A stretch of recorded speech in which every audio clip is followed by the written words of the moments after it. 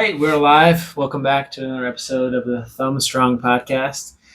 Today is going to be the final phase of our nutrition system, the M3 nutrition.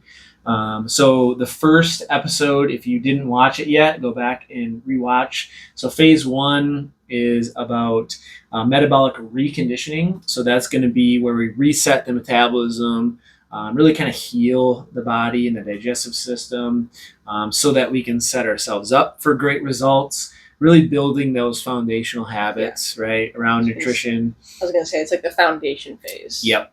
Foundation phase, both movement, strength training, and nutrition, really. And just like habits, like your outside of the gym habits too. Yeah, for sure. Yep. Just habits in general. Yeah, it's all habits-based coaching. You know, we're not doing anything crazy as far as measuring and tracking, anything like that. It's not restrictive, right? We're just trying to improve those habits. Phase two, that is where after we kind of build that foundation and get that metabolism reset, that's where we're really focusing on, the performance, the fat loss, the muscle gain. That's what we call the metabolic flexibility. That's where we're kind of ramping up the metabolism. We're actually eating more and moving more, that G-Flex method. And so now we are approaching, at this point, if you're doing the program, you're going to be beyond that 6-month mark. You're in that last quarter of the year. We're really focusing on metabolic capacity. So this is where last half of the year, not quarter. Yeah, the last half pretty much. Yeah, because it's actually a longer duration to maintain than it is to get to the goal that you're shooting for, Yes. right? The last 6 months is really about shifting that goal from losing the weight. It's more about keeping it off and maintaining the lifestyle, maintaining those habits that we've built a foundation around. So it's really about solidifying that work that we've put in, rebuilding the metabolism, and teaching your body how to sustain those results for life. So Bethany, what is the M3 metabolic capacity all about?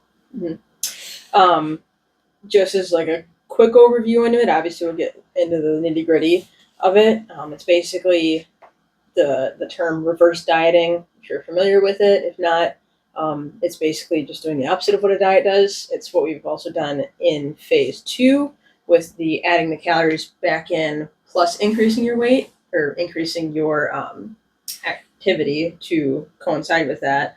With this one, reverse dieting is designed to increase your calories but just keep your movement about the same, or like a baseline movement level, getting you back to maintenance. So where you're not gaining, you're not losing, you're holding steady. You might be having some slight composition changes with still eating good and training hard, but as far as weight loss, that tends to stay like maintenance, caloric maintenance, and focusing on long-term lifestyle integration and continuing with those habits in a way that is sustainable long-term.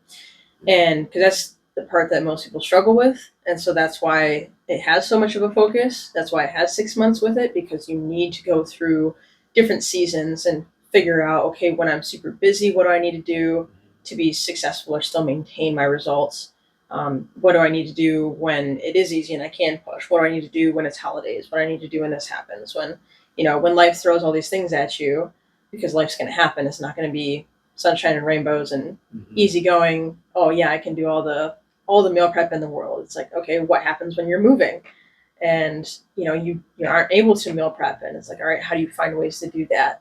And so most people fail after they can lose weight but then end up gaining it back. So this is basically just focusing on how do you lose the weight and then keep it off. Yeah. And then you can lose more weight after that, of course, but focusing on doing it in a way that's not super restrictive to the point where it results in that yo-yo of back and forth.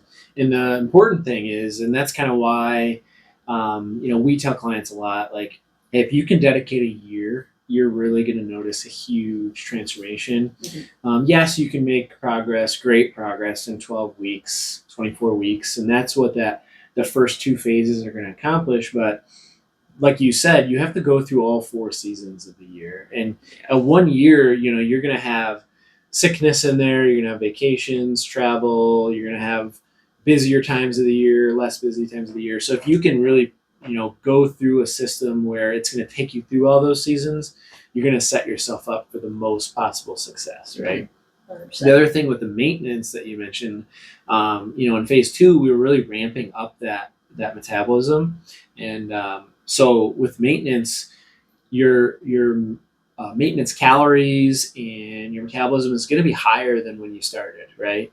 So that's what's cool is you might find yourself able to eat more and still make progress after going through those first 2 phases, right? Yeah, that's the goal. That's the hope with it. Yeah, Awesome.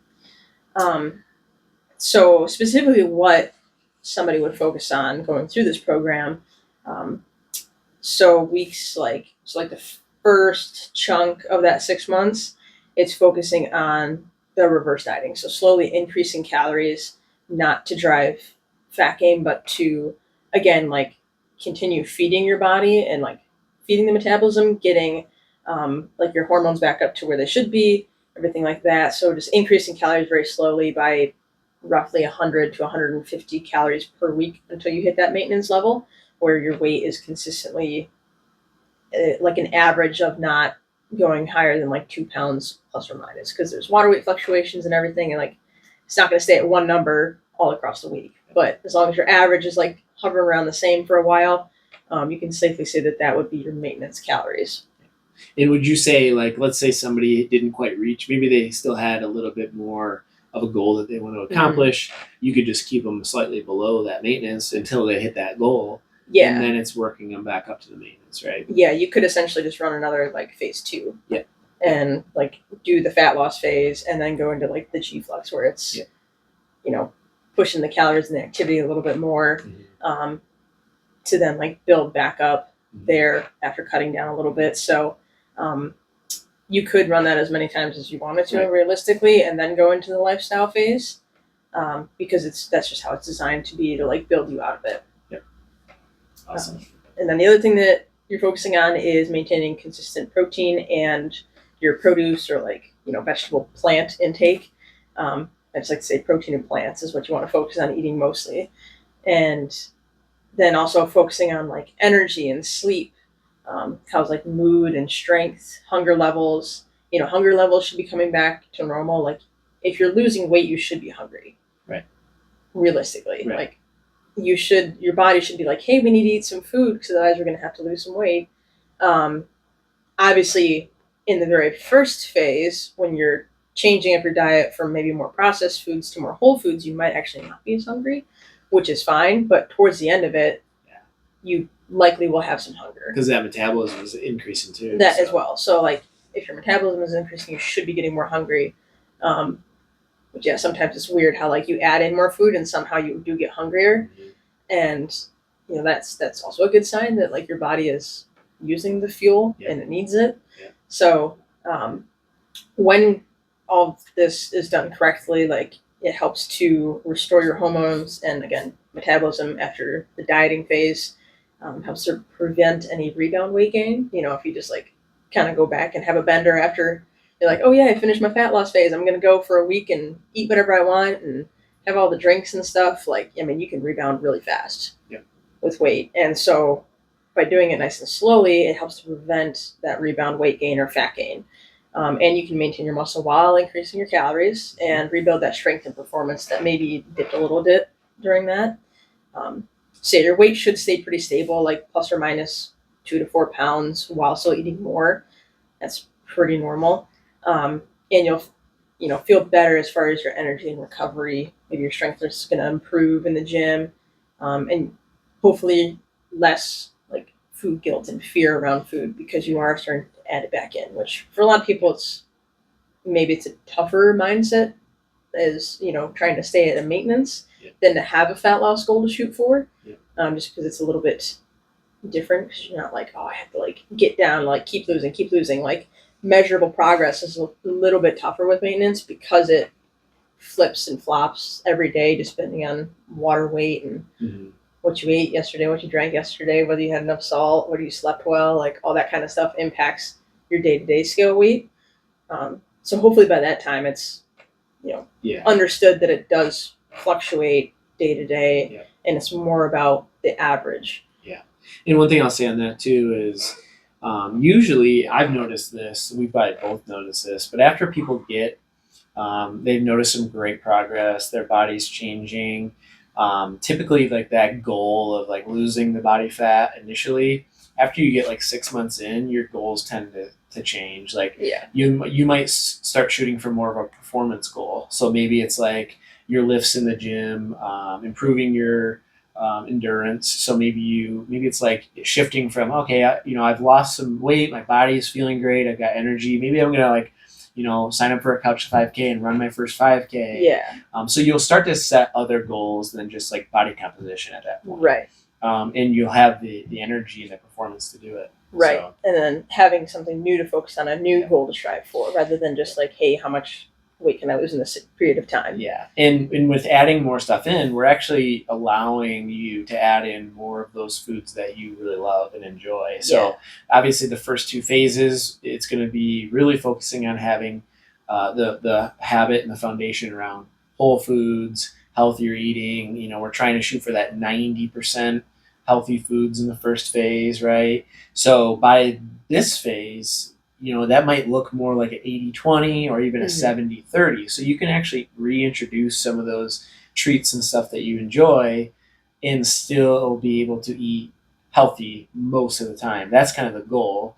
Yeah. We want people to get to Thanksgiving and enjoy that food and have the desserts. We want people to get to Christmas and not feel guilty about having cookies and stuff like that. Right. Have the treats, but keep them as treats. Exactly. And then get right back on track Monday. That's totally the goal. Mm-hmm. And we talk about it a lot in the podcast, previous episodes, but like, I enjoy my blizzards. I enjoy my holidays. I eat more desserts than anybody else. Like, we are not superhuman. Nope. We're not health freaks or anything, but we've built such a solid foundation around healthy eating and moving and working out that we know when Monday comes around, we're right back on track. So we can have a drink on the weekend or a few drinks, for holidays and get-togethers and going out to dinner. And we know that we've built that foundation to where it's not going to affect us, right? Right, yeah. You might have that, like you said, small little fluctuations, but it's nothing crazy.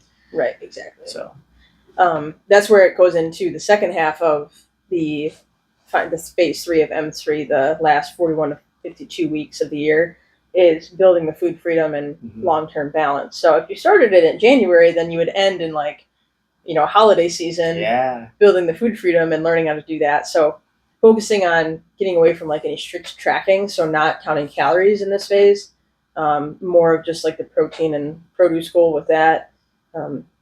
Just working on portion awareness, because since you've tracked, you've built, you've earned your freedom in being able to make these educated choices, because you've learned, oh, okay, this is good. This is how many calories is in this food. This is how this affects my body. You get better at mindful eating. Obviously, continue strength training and movement.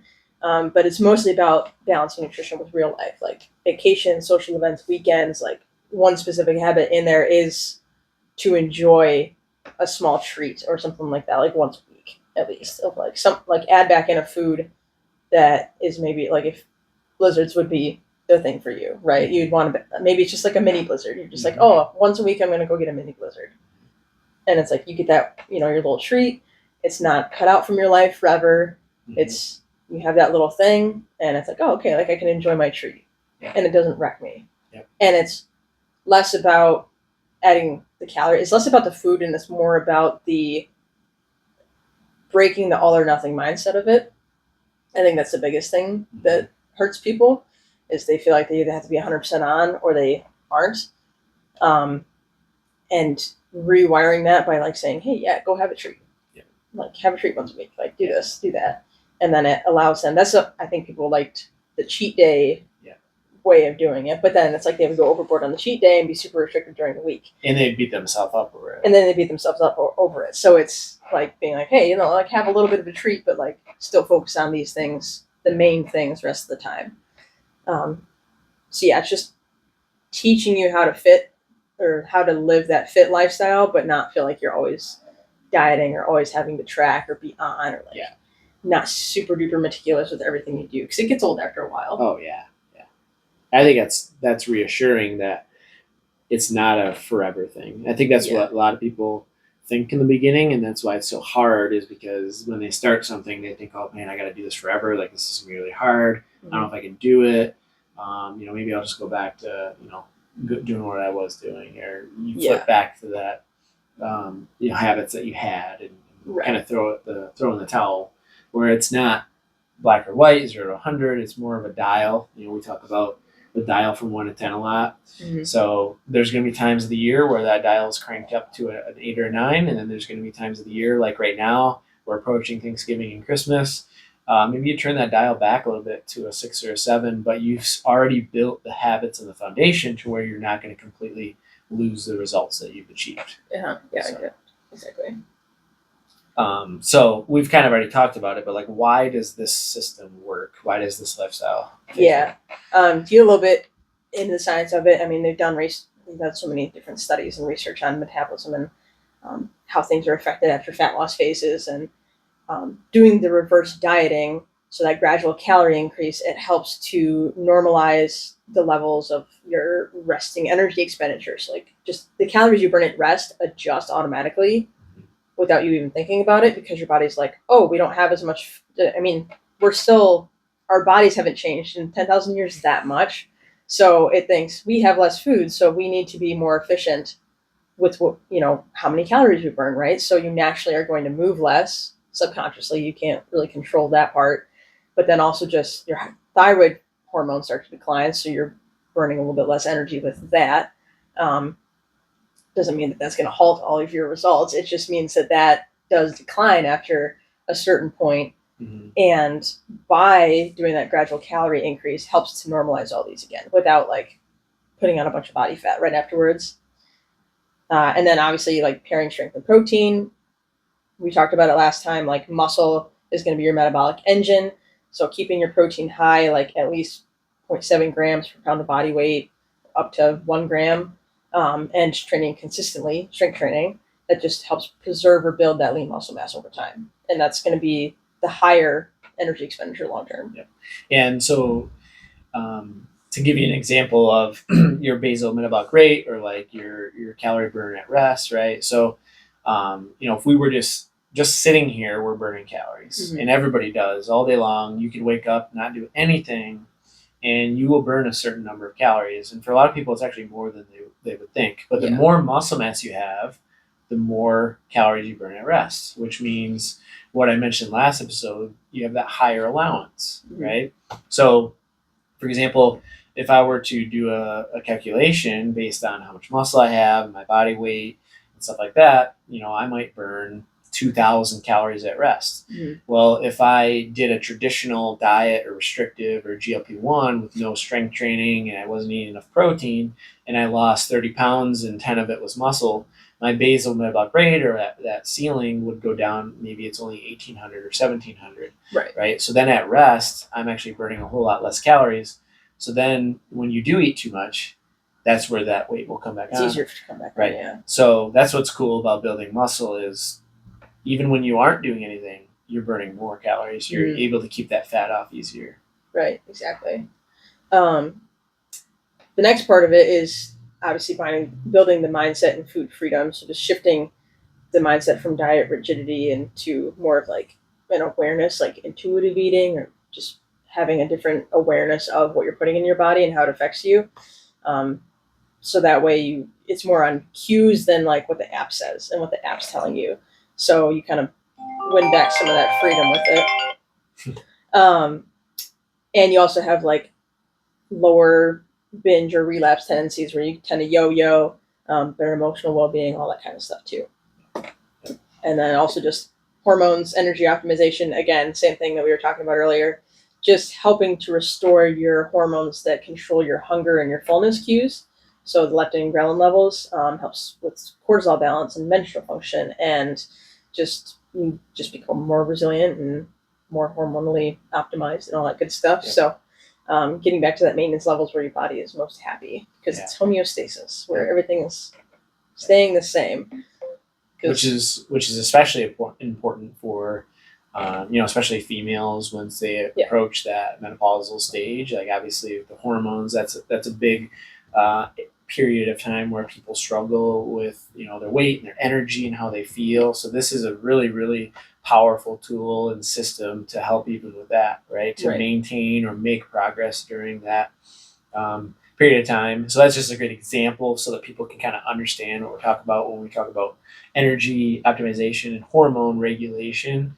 Um, like premenopausal, menopausal is a great example of like, okay, if you can balance and give your body what it needs to optimize, that's going to be a lot easier period of time where you can actually make progress rather than going the other way. Right. But obviously it works for everybody because so many different foods and lifestyle factors affect our hormones and how we feel regardless of age and gender, right? Yeah. So optimizing the body for performance, energy, and homeostasis, like just being happy with where you're at. Just chilling. So some of the benefits and results of this phase is you're actually going to be eating more food. You're going to be able to add in some of those foods that you love again and still maintain or even make progress, continue making progress. Mm-hmm. Increasing in that strength and performance, better energy and recovery, improved body confidence, and relationship with food. So you'll notice that anywhere you go, any situation you're in, you're going to have more food awareness. Like, oh, when I eat that, I don't feel quite right. So maybe I won't eat it, or I'll eat less of it than I normally would. We've all been there where we do really well with nutrition, and all of a sudden we have like a bunch of dessert or fast food or a pop or something. You're like, oh man, I just don't feel right at all. Yeah. And then you like can't wait to get back on track. So that's a really powerful thing. And then the sustainable habits that last lifetime. So you're really you're going to get into that stage where you've realized this is my identity, this is who I am, this is what I do, these are the habits that I have. And what's cool is they become second nature. Mm-hmm. So a lot of people think, oh man, this is so hard. Even with working out, it's like, it's so hard to get to the gym, so hard to meal prep and find healthy snacks and all this stuff. Well, what's great is the more you do it, the easier it will get. Yeah. A great analogy is like if you have, let's say you work 5 miles from home and you've been working that job for 5 years, that drive to work is second nature. You can do it with your eyes closed, right. Essentially. Like when you were coming to the gym 2 times a day from Ubley, like that, you were just so used to that drive, you could do it without even thinking about it. Yeah. Right? Maybe not the most safe. Right. And that's not the point of what I'm trying to get at, but what I'm getting at is the more you do these habits, the more automatic they come. So like eating healthier and working out, it isn't a chore for us anymore. It's not something that's super challenging or tough. Some days it is, mm-hmm. but we know that when we do it, we feel better. Yes. And so it just becomes second nature. Yeah. It's just what we do, who we are. Mm-hmm. So that's what's really cool about those benefits and what you can expect. So yeah. What are some common mistakes and myths that are out there that we're kind of solving with this? Yeah. So one big one is that maintenance means like you're not progressing, or they see it as like people will see it as a plateau. Whereas like maintenance, you can turn it around and actually say it's a win. Mm-hmm. If you're like, oh, like I didn't lose weight this month. It's like, yeah, but you didn't gain weight. So like, hey, that's still a win, right? You're maintaining the progress you have made. You're not going backwards, which is huge. So it's just proof that your metabolism, hormones, and everything's aligned, mm-hmm. especially with this phase and the intentionality behind it. And then the other myth is like, oh, if I eat more, I'll gain body fat. And that's a big mental block for a lot of people. But like if you increase gradually, your training remains consistent, your metabolism rises, and your weight will stay stable. They've done studies on it. It's consistent. I mean, there are times where that can go wrong, where if you eat too much more too fast, you think, oh yeah, like I can just, now that I'm done, I can just go and do whatever I want now. But if you correctly do it, yes, it's possible. Yeah. Like you can do it. And then the other myth is that like, oh, I have to track forever. I have to be super meticulous. And the reality is just tracking is a tool. It's not a requirement for results. For some people, they love it. They just, hey, they want to do it for the rest of their life. Great. You go for it. But for a lot of people, they'll get to a point, like, I've gotten to a point, like sometimes I'll track a thing or two here or there, like a day or two, just to see where I'm at. But I consistently tracked for probably like a good 4 years of calories and everything. So if I look at something, I can generally know, okay, this is how much protein is going to be in this, probably how many calories is in this. Um, you get that awareness of, oh, okay, this is how much this is, and you know what your portion should be. So you don't actually have to. It's just logging is just optional at that point. Yep. Yeah, that's what I was gonna say. Like for me, after doing this for so long, I can just go through the whole entire day of eating and pretty much know what I'm getting for calories and protein. So the tracking really, I haven't tracked in such a long time because when you do it for long enough, you kind of learn, okay, this has about this many calories or this has this about this much protein. Once you get a good foundation around, okay, maybe you have 2 or 3 different breakfast meals that you rotate between, 2 or 3 different lunch and dinner meals that you rotate between. You've got your snacks figured out. You can really estimate very closely, okay, I'm getting about this much. I'm at my maintenance or I'm below or whatever it is. So that is a really cool thing is you definitely don't have to track. And what I would say about tracking is you'll switch to where using it as a tool more for just the accountability, really, Yeah. instead of like, oh, I have to track to achieve a goal. It's like, okay, if you do track, that's fantastic, but use it more of just as accountability to make sure that you're staying sustainable. Like Katie still tracks. I think she had a big goal this year and she achieved it, but she still tracks. She prefers to do it that way, and I think it's just an accountability tool at this point. It's not necessarily like, oh, I gotta track to hit this, to continue making progress. It's just, it's kind of like coming to a group class. Like, yes, you might learn exactly what to do and all the movements. You've got great form and technique. You could do it on your own, but it's like that accountability. I show up at this time. Bethany's going to show me what to do. Yeah. It keeps me coming, keeps me consistent. So you can kind of shift to that mindset of tracking for a purpose or for a goal to just tracking for the accountability to make sure that you're staying on track. Right. Yeah. What are some practical takeaways for the listeners? What are some things that they could take away from this episode? Yeah. Just some the biggest thing is always habits. We always talk about habits. Always push habits. Always habits based. But there's 5 key ones specifically that we focus on throughout all the phases in different ways. But the biggest thing is just continue strength training. I mean, at least 3 days a week. I mean, at the end of this program, it would be at least 3 days a week. But I mean, even just, again, we went over in the beginning, starting with 2 days a week, still better than not doing any strength training at all. Yeah. But ideally, 3 days a week is a really good sweet spot for most people. Keeping protein consistent, so that 0.7 to 1 gram per pound of body weight. So, I mean, generally it's going to be anywhere from 100 to 150 per person, depending on the individual, obviously. And then making sure to add 100 calories per week after a fat loss phase. So work, knowing an end in sight of your fat loss phase, whether that is, okay, I'm going to do this many weeks or this many pounds or something like that. And then afterwards have a game plan after. I think because most people, they don't have a game plan after they lose the weight or diet for a certain amount of time. They don't have a game plan for afterwards. And then just listen to your body's hunger and energy signals. Like if you're pushing really hard and hunger is really high, your energy is really low, just kind of listen to your body if things are feeling off. And then the last one, just make sure you prioritize your sleep and hydration and movement daily. Those are just foundational little habits that make a big difference as far as your energy, your hormones, your sleep, all that kind of stuff. Yep. Awesome. As we wrap up here, so just to kind of recap, like the M1 is that heal and reset of metabolism. M2 is that burn body fat, build that metabolic flexibility. You're adding movement. You're going to notice a big increase in your energy and performance, both in the gym and outside of the gym.